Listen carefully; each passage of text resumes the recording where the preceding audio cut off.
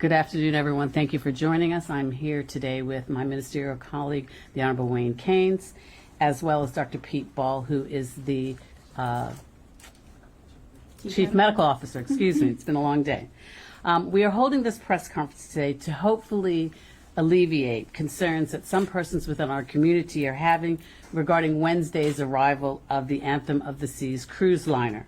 Let me first start off by saying that the protection of Bermuda and our residents is of paramount consideration to the government and the Ministry of Health, and that is certainly our top priority. And we would never take any action that could put the health of our citizens and our community at risk. Therefore, let me say unequivocally, there are no passengers or crew on the Anthem of the Seas who are suspected of having the coronavirus. This ship does not pose any risk different from any other vessel arriving in Bermuda at any other time. The New Jersey Health Authority and the United States Centers for Disease Control have confirmed that the results were negative for the novel coronavirus among 4 passengers who were tested and were aboard the Anthem of the Seas on a previous sailing. To be clear, clearance by the U.S. Health authorities confirms that there are no suspected cases of coronavirus aboard the Anthem of the Seas. The health of the passengers and the crew aboard this cruise ship have been carefully monitored and actively monitored with a declaration of health form which will be sent to the Department of Health for review by the Port Health Program. To further ensure the safety of Bermuda, as is always the case, health and port authorities will continue to apply careful control protocols as they always do at Bermuda's points of entry. And so before I hand over to the Chief Medical Officer, I certainly want to make it clear that the decision to reroute to Bermuda was made by the cruise line in order to provide a better experience for their passengers whose cruising time was shortened due to the late departure of the cruise ship. This was simply a logistical decision taken by the cruise line, and rumors to the contrary should be ignored. Again, please let me reiterate, protecting the health of Bermuda and her residents is of paramount importance to this government of Bermuda and the Ministry of Health. This includes taking steps that are internationally recognized and accepted to better ensuring protection of public health and serious risk with respect to the novel coronavirus or any other health risk that may befall Bermuda. So again, I need to reiterate that this is the priority of the government, is to ensure that we first and foremost protect our citizens, and that at no time would we be engaging in any type of discussions or allowing any cruises to arrive at our shores if there were suspected cases of the novel coronavirus on board. I'd like to turn over real quickly to the Chief Medical Officer, Dr. Pete Ball, who can provide further information, particularly from a technical point of view, and we also have technical teams from the Ministry of Health that are also here to stand by to answer any questions. Thanks, Minister. So I'd like to just add a few additional words about what we are currently doing within the Ministry of Health. I want to reassure the public that the Ministry of Health is working closely with stakeholders from different disciplines and sectors of society to plan and prepare for the global risk presented by coronavirus. This work includes very close collaboration with the Department of Customs, Department of Immigration, Skyport, and Cedar Aviation to enhance screening of arriving travelers and direct those with a travel history risk for further monitoring and assessment. Specifically, arriving travelers will undergo a travel risk assessment and could have their health monitored and movement on island restricted for up to 14 days. Those who have spent time in jurisdictions considered at very high risk will be given health instructions for follow-up and monitoring for 14 days. The public should know that there are officers at all ports of entry to assist with managing the situation, and port officials are in continuous communication with the Ministry of Health's Epidemiology and Surveillance Unit. Additionally, Bermuda's routine public health surveillance activities have been increased over recent weeks through the well-established collaborations between the ESU, or Epidemiology and Surveillance Unit, and the hospital, physician offices, and other health stakeholders.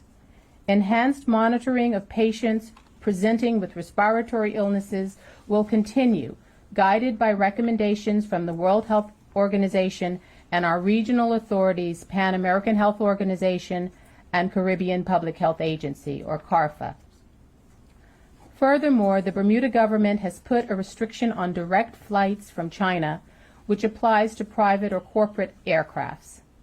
Additionally, any visitors that have spent any time in mainland China in the last 14 days are discouraged from traveling to Bermuda and will be subject to risk assessment and necessary monitoring and restrictions.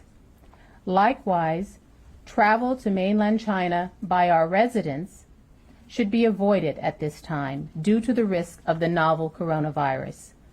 Residents returning from mainland China will undergo travel risk assessment and may be subject to movement restriction and health monitoring, again for 14 days.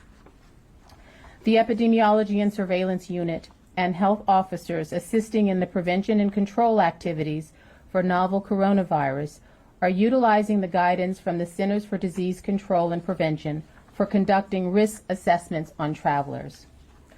I can confirm that there are no cases or known suspect cases of coronavirus in Bermuda.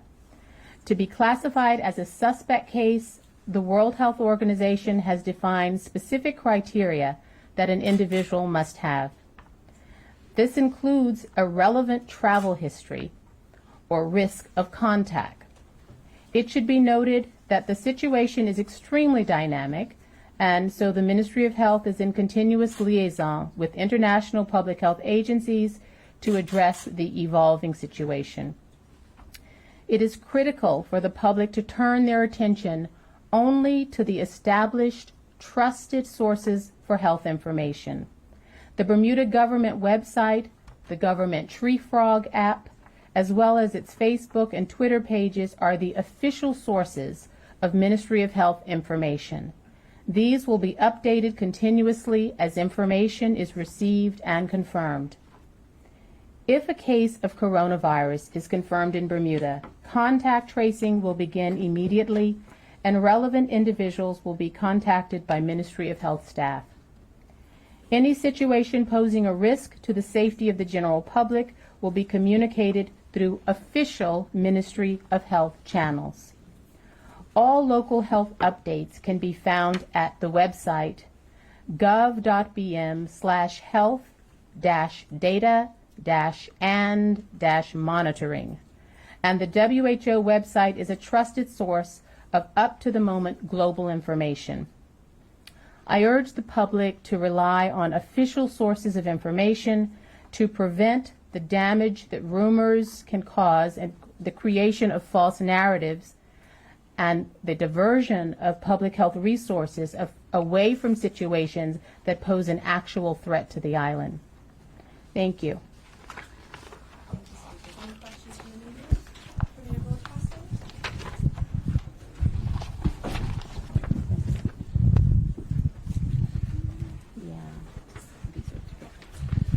Minister, is there any truth that this ship was previously turned away from islands to the south before?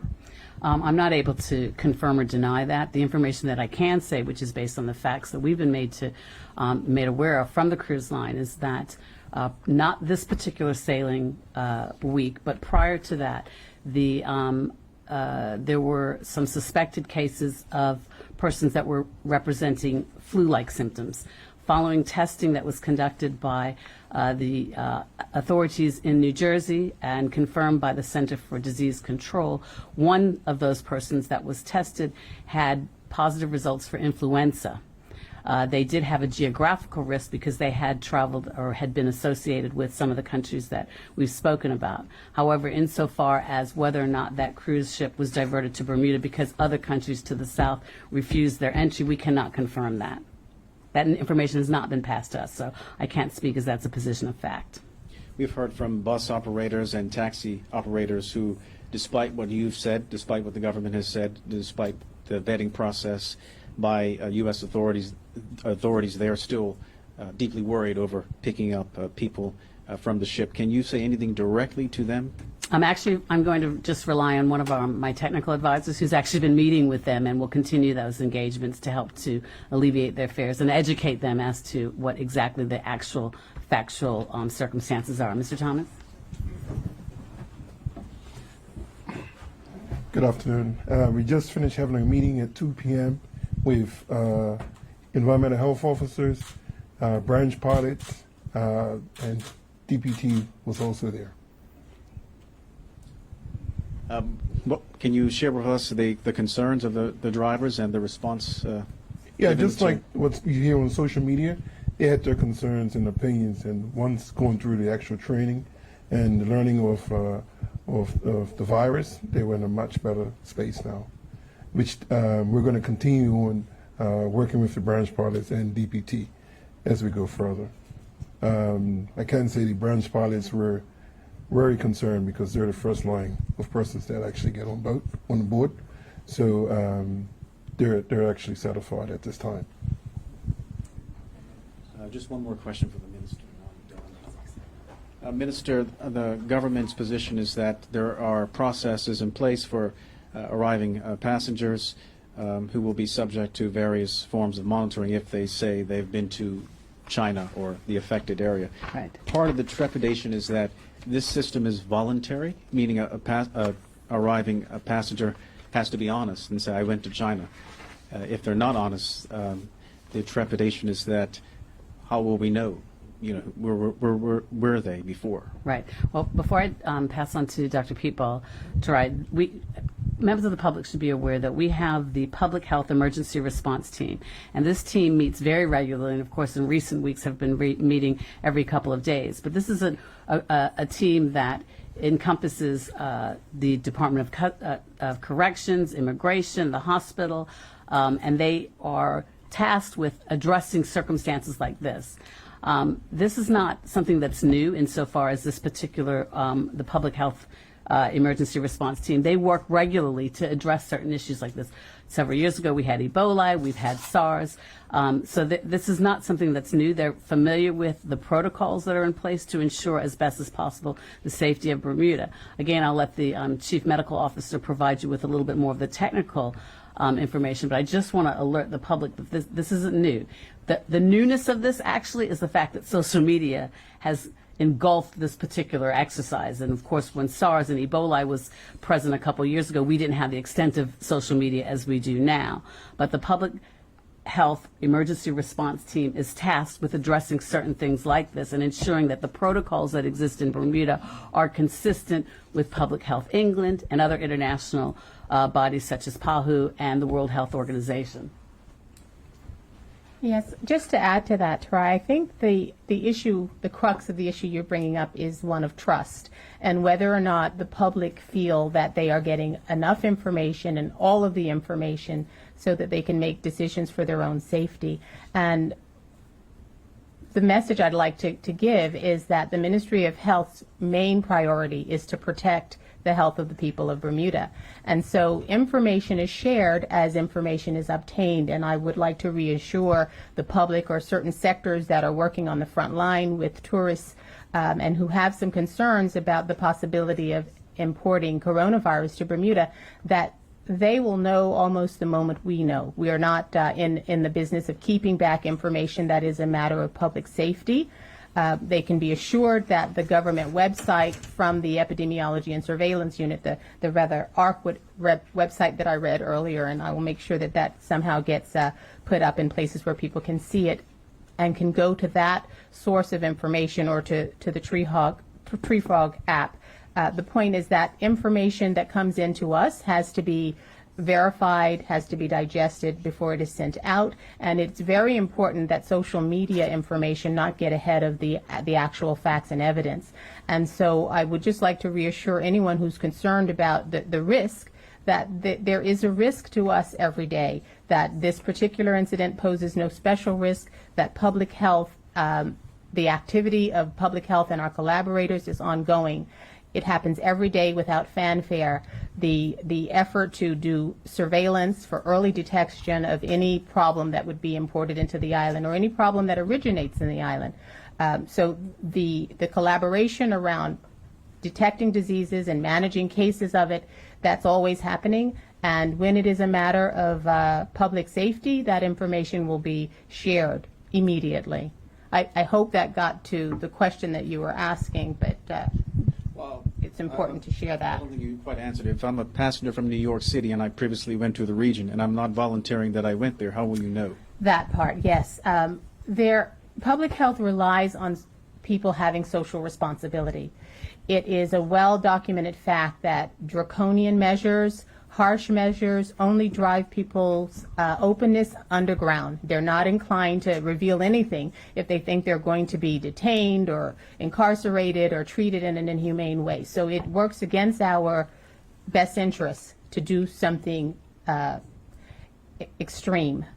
We have to assume that there will be general honesty in situations where people expect to be treated fairly and are being treated and dealt with according to what's best for them, as well as their loved ones traveling with them, as well as the rest of our island.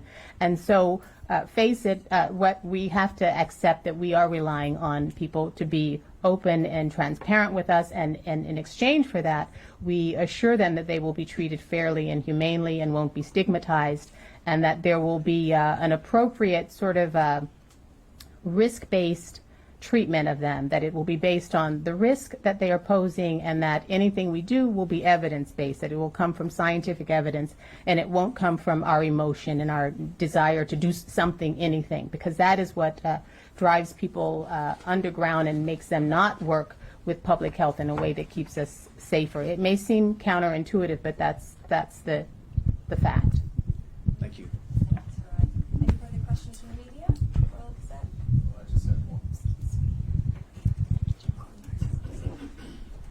Yeah, hi, folks.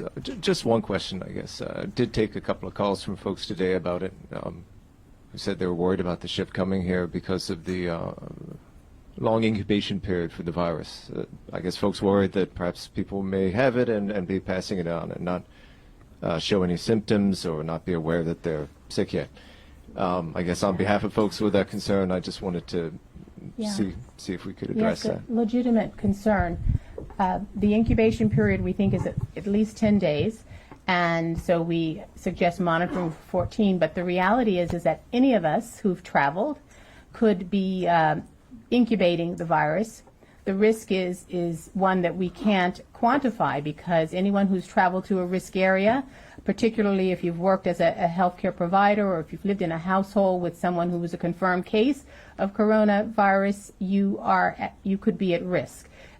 But the fact is that, and it appears that until you're having symptoms, until you start to get sick, you don't pose a risk to others. So the public health efforts on island at the moment are to allow people to be identified if there is any risk, even the smallest risk that they could have been in an environment where there was person-to-person transmission of novel coronavirus, to be identified and to be monitored, a kind of self-monitoring in conjunction with support from the public health team at the ministry, so that during that potential incubation period, they are going to be quite alert to whether they start to get symptoms and whether they should be more stringently isolated and cared for. And in fact, as this progresses, I can't predict the future, but we would anticipate that as people travel and are exposed to others in other jurisdictions, that we will have to develop a system of